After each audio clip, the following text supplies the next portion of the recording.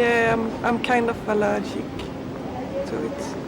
I'm not used to it. No one in my family have ever smoked, so I'm not grown up with smokers or anything. So, yeah, I don't like it. I sneeze and I feel bad. When Marlene is at my place, she has to go out on the balcony. Even if it's raining or snowing, she has to go out. Yeah, I'm addicted, but I do smoke a lot of cigarettes that I don't have to smoke, because maybe there's only 5 of them that taste really good after you've eaten something. A lot of them you smoke, they're really unnecessary. Yeah, I've told her so many times. I think she's smoking way too much because, yeah, of her health. I want us to be friends for as long as we can, and I don't want her to die earlier than me just because she's smoking. I don't think that's right. Yeah, of course I know it's dangerous, it's quite obvious, but it's something like it wouldn't happen to me, like most things.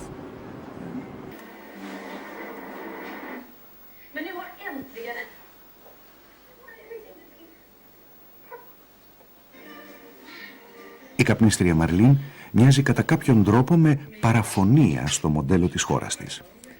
Η Σουηδία αποτελεί παγκοσμίως χώρα πρότυπο για την αντικαπνισματική πολιτική της. I think it's important to understand that the success in Sweden is nothing that we won just over a few years. This has been a continuous work for more than 40 years. So all Swedes who are younger than I am have got this in school, have learned about the health risks in school, and so I think knowledge is a very important factor. Στη Σουηδία υπάρχουν εκπαιδευτικά προγράμματα στα σχολεία, στα οποία συμμετέχουν οι άνθρωποι που παίζουν με τα παιδιά και συγχρόνως τους μιλούν για το κάπνισμα. Kära.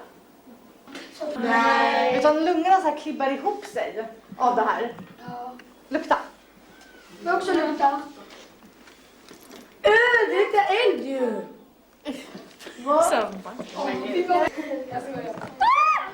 It's not like an ordinary lesson that I'm the teacher and I get to stand by the board and say, okay, this is what happened. But the whole thing is about letting them know how dangerous it is and then letting them try to say no or say, why do people start? And we discuss, why do people start using it when it's so dangerous for you and how could you say no to it?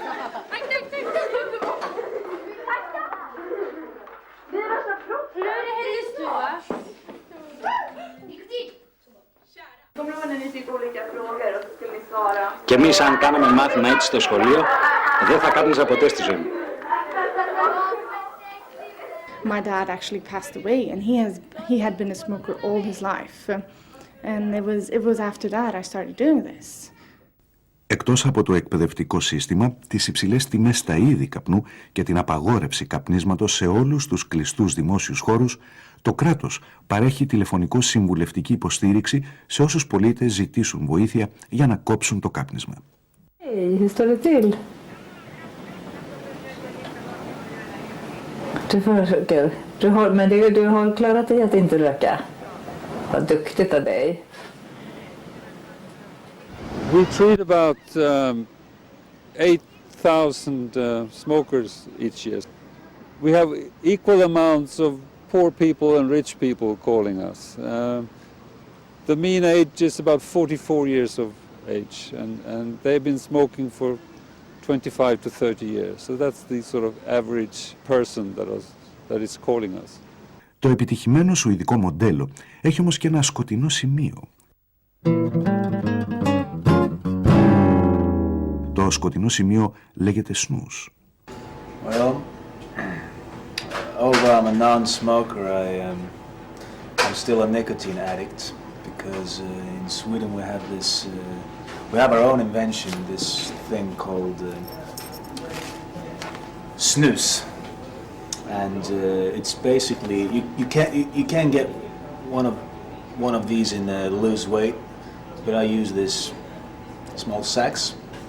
And it's got tobacco and water and all kinds of chemicals. And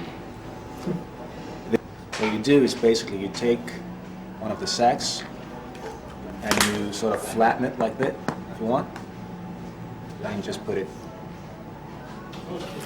on your lip, and you keep it there.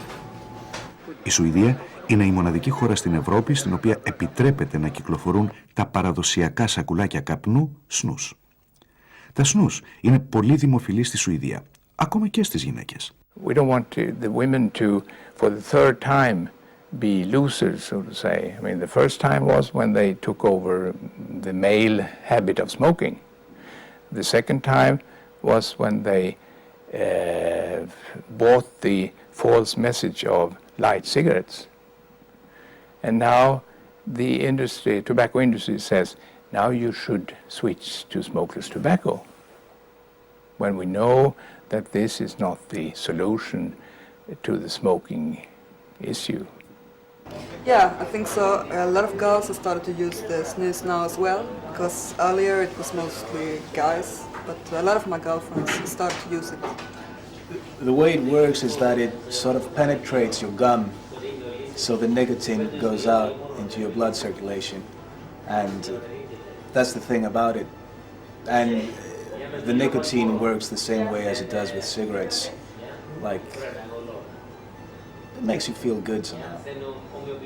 You have tasted, have you? No? No, maybe once or twice, I don't remember. No, I won't. No. I prefer my cigarettes.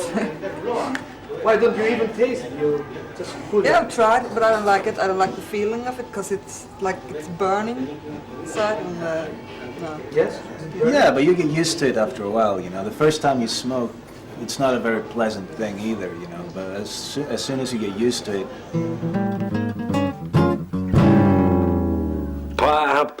Πάτω. Γιατί? Μυρίζει πάρα πολύ άσχημα, σε παρακαλώ. Δεν θέλεις, αλλά δες το πώς είναι. Όχι. I mean, let's face it, there is a certain coolness about smoking. I mean, we've all seen the films with Humphrey Bogart, and some other people are actually making art out of smoking. But I'd say it's pretty hard to make an art out of doing this. You know, this is purely for your addiction, and nothing besides.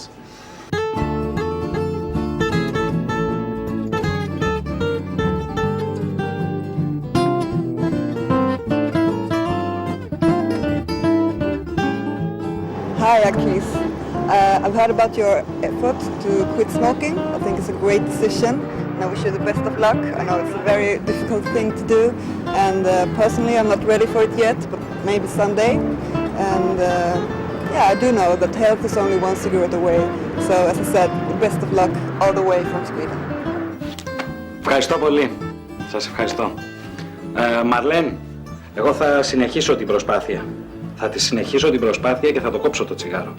Και κάποια στιγμή ίσως βρεθούμε και σε βοηθήσω να το κόψεις κι εσύ.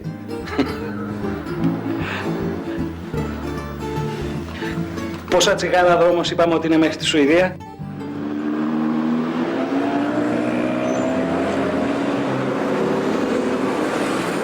Στο σπίτι αυτού ζει ο Άλαν Φόλεϊ με την οικογένειά του. Ο κ. Φόλεϊ έμαθε πριν από 10 χρόνια πως πάσχει από χρόνια αποφρακτική πνευμονοπάθεια λόγω του τσιγάρου. Σήμερα λειτουργεί μόνο το 15% των πνευμόνων του. I started smoking when I was 14 or 15,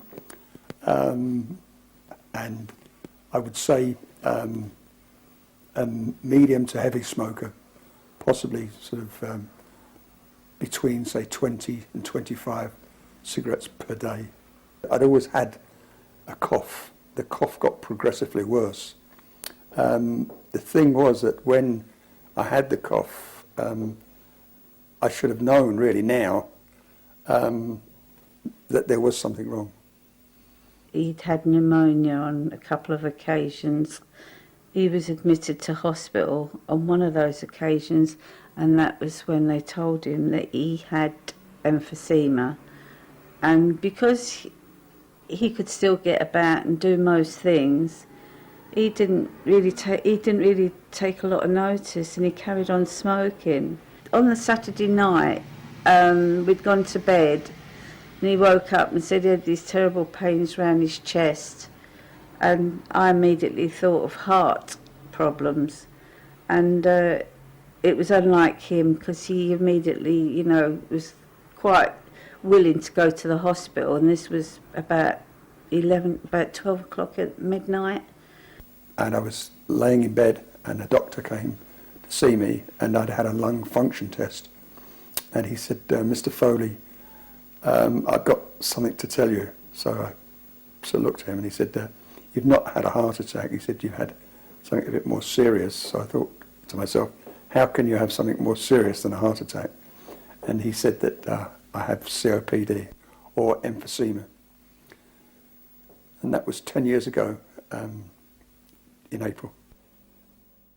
He, unfortunately, is like maybe 60 to 80% of chronic smokers who develop clear signs that they have a disease, and they're so addicted that they cannot stop smoking.